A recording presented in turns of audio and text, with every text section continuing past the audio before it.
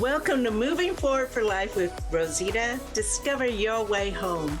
You know, one thing that is constant in life is there will always be change. And changes could be buying or selling a home, the loss of a loved one, marriage, divorce, it goes on. But when you find yourself on a new path, whether planned or unexpected, what you know is home is shaken or shattered. So this is clear. How you process a change will impact the trajectory of your life. Moving Forward for Life with Rosita starts now. Hey, and welcome to Moving Forward for Life with Rosita. Discover your way home. I'm Rosita, your host and founder of Moving Forward for Life. I have spent many painful years detached from my own identity, my home, the core of who I am and who God made me to be. I finally woke up and I went on my healing journey. And now I partner with women to help them determine what they need to come home, how they can get connected with who they are again. Now, home being the core of who you are, who you were made to be. So the topics of my podcast are all related to help you discover you, to help you find your purpose, get unstuck, and move forward to a life you desire and deserve.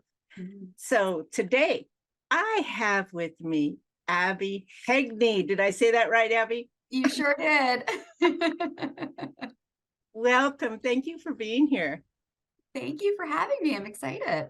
Oh, I'm really excited about this topic. Now, Abbey is a board certified health and mindset coach.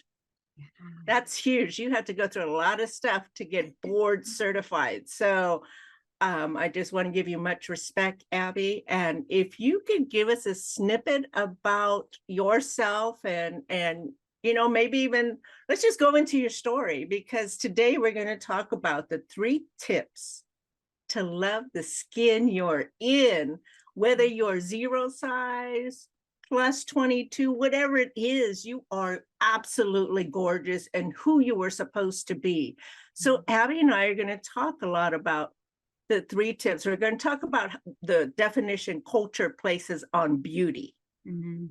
And then Abbey will share her story and why she got into this thing to begin with, into this type of coaching. And we'll share the 3 tips, or she'll share the 3 tips. I'll chime in from time to time about how to love the skin you're in. I'm so excited about this because this is huge for us as women, right? Mm-hmm.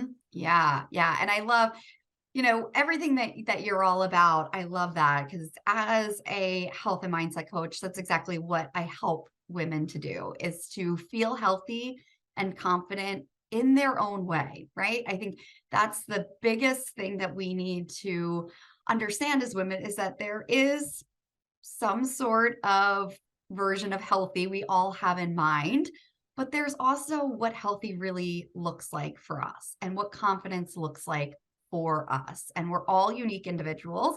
God gave us all different bodies for a reason. What works for one person doesn't necessarily work for another person. And it's really being able to step into that version of healthy and of confidence while living the life that you love. Too often we feel like we have to pull back on our lives in order to reach that level of, feeling our best or feeling most confident in our bodies. But we can do that without restricting food or without feeling like we need to do certain movements that maybe don't work for us, or exercise routines that don't work for us, or feeling deprived. That really just shuts us down and doesn't really allow us to live our lives fully. So I think we're very aligned, I think, in the way that we approach things, which will be really great for today's discussion. Absolutely. So let me start by saying that there has always been such a stigma, right, of what society deems as beautiful. Yeah. And this places so much pressure on us as women to fit the bill. I mean, I grew up in the 70s where we had the Farrah Faucet and the Sophia Loren and, Raquel Welch of all people, absolutely gorgeous women.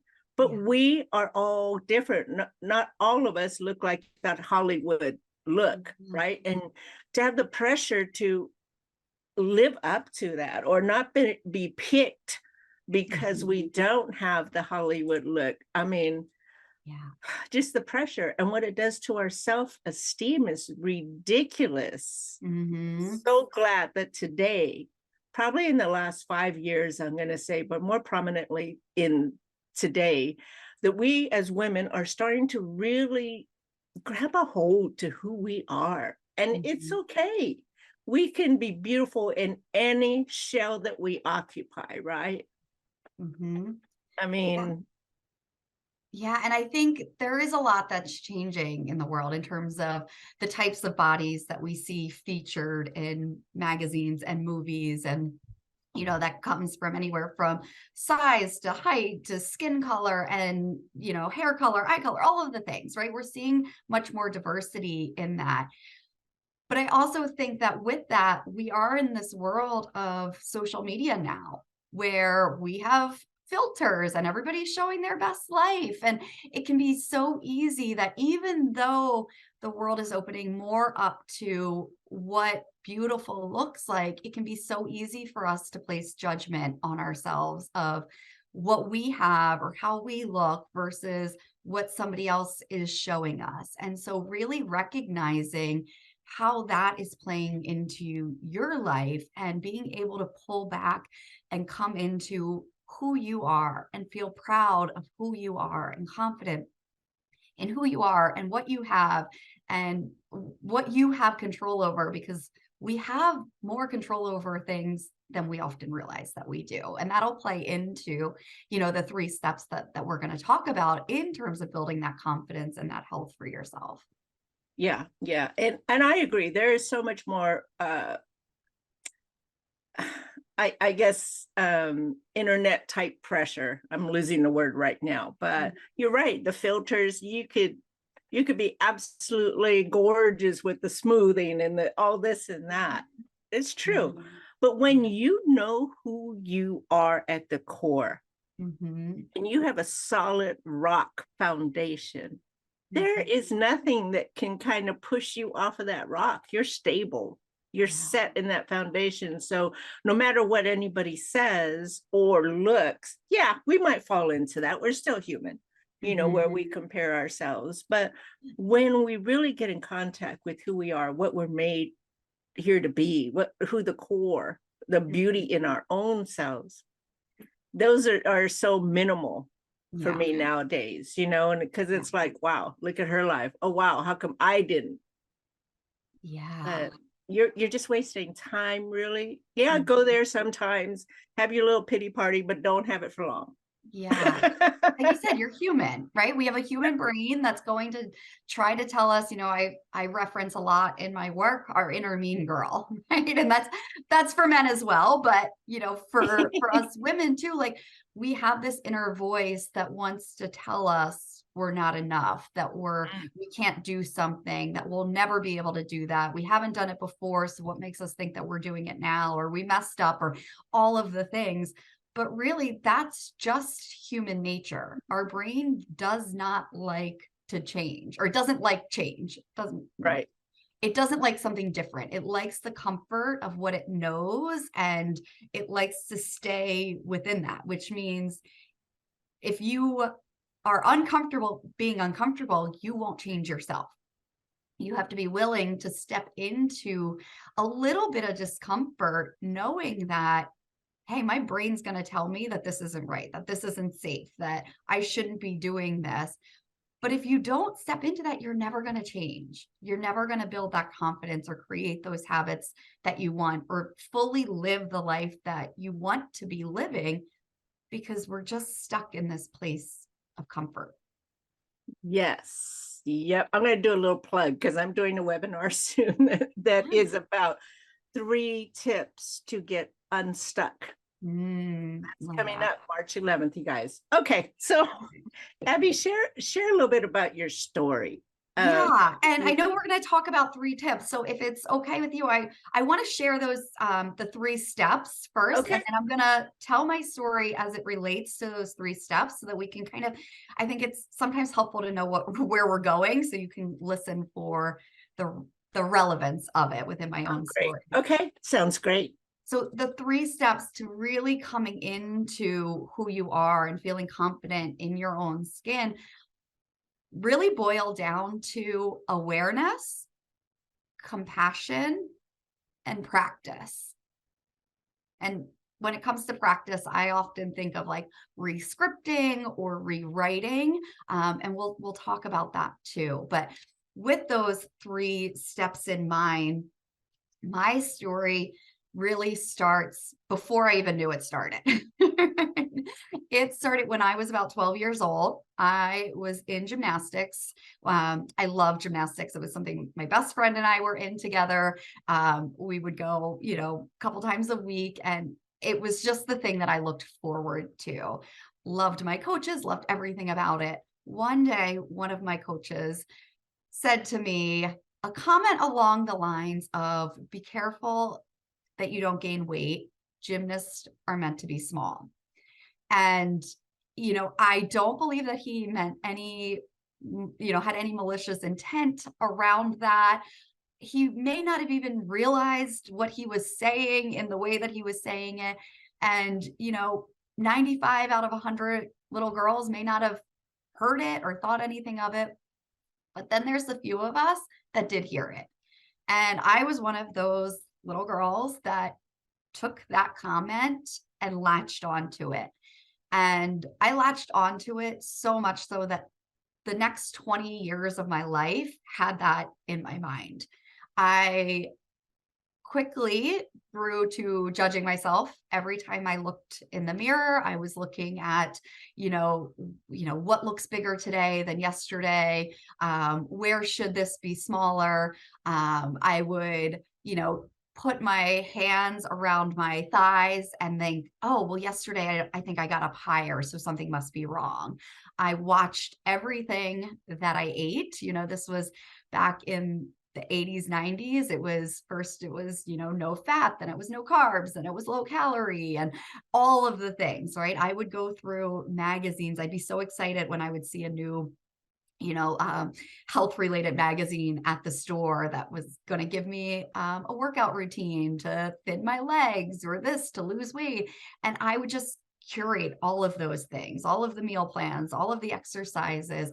And I, at like 12 years old, I had a binder in my room of all of the things that I should be doing.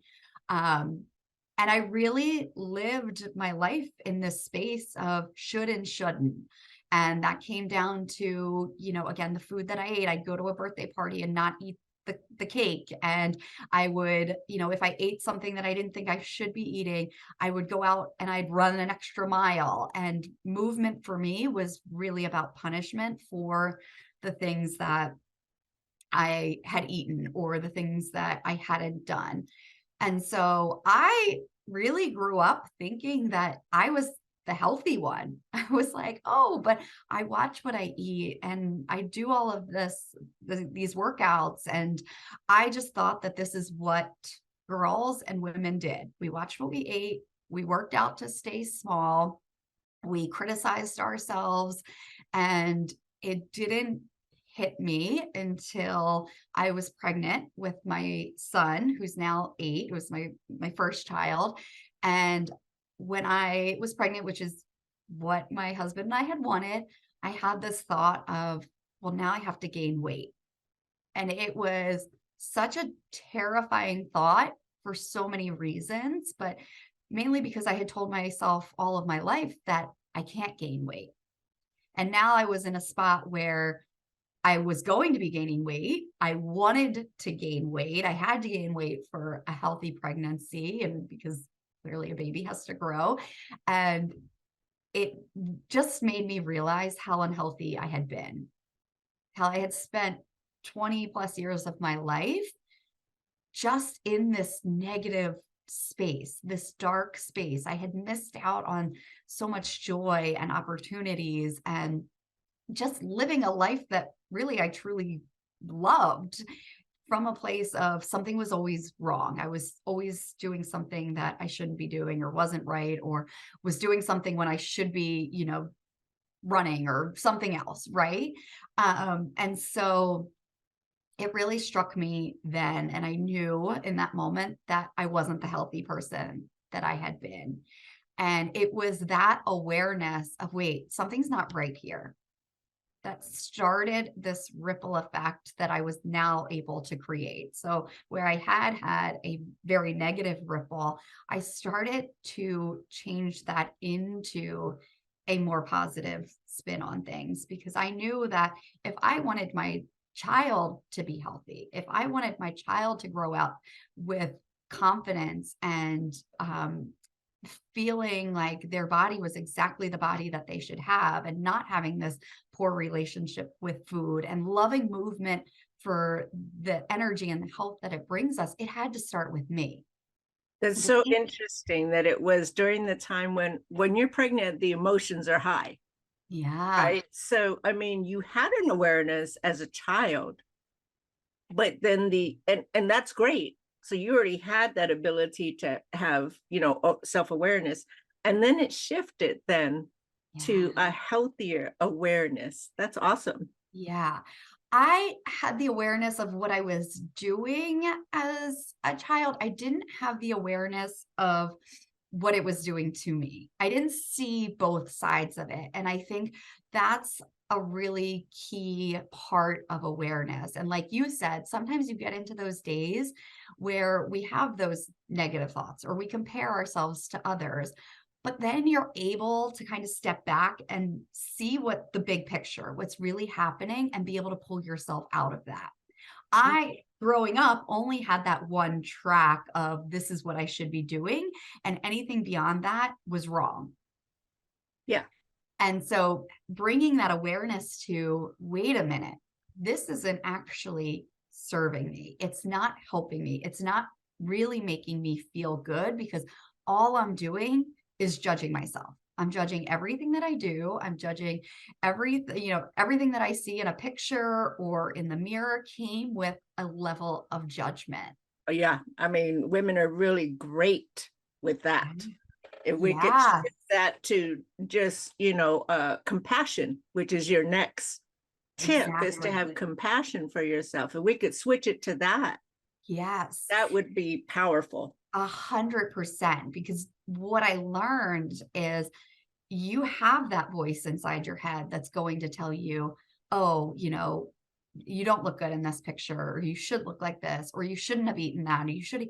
And to just be able to release the judgment and have compassion for what happened, what you did, or what you didn't do. Have compassion for what you're telling yourself about that thing, and have compassion for being able to leave that behind and to Yes. move forward, and to know that you have the ability to create anything you want in the world. And you have the ability to rewrite that story that you've been telling yourselves, and to rewrite those actions that you've been taking, which then goes into that third step of just learning how to practice these things. Practice the awareness, practice the compassion, and practice rewriting the story that inner mean girl is going to tell you. And it's going to feel uncomfortable. We've been telling ourselves certain stories all of our lives, and there are going to be days where that loud voice in your head is going to be the negative one. But have Yeah. compassion for that. Just know that it's there. I can change it. I can also allow it to be there, and I cannot listen to it. It's not facts. We think the stories we tell ourselves are That's good. facts. Yes. They're That's, just sentences in our head, and we yeah. can change them. Yeah. And we have the power to change them. Yes. Yeah. Because I talked about this in my last podcast, but I was reading this study. God, I got to find out the university that it was at, but we have 70,000 thoughts per day. 70,000. Yeah. Of those 70,000, 80% are negative. Yeah. So, I mean, we don't have time to talk about anybody else or worry about what somebody else is doing. We have the battle right here. Yeah. 70,000 thoughts, 80% negative. We have to replace those negative thoughts with a positive one. Yeah. Do you have an example that you used to use when you were? Yeah. I mean, I think for me, my biggest hang up as a child were my legs. I am short. I am about 5'1". My husband will say I'm not quite 5'1", but I'm 5'1" according to my Own doctor. it, Abby, own it. And I've always had muscular legs. For the longest time, that was a problem for me. I wanted thinner legs. I thought they made me look shorter, all of the things, right? Like all of the things that we tell ourselves about our bodies. And then I just started to embrace them. And these legs get me up in the morning. They allow me to stand. They allow me to walk. You don't even have to go to the positive. You don't have to go to, I love my legs. These are great. You can just go to what they do. And that's going to take you out of the negative spot. Yes, exactly. You accept it, have compassion for those thoughts, and just say, I'm not going to take those. I'm going to just bring it to what they are.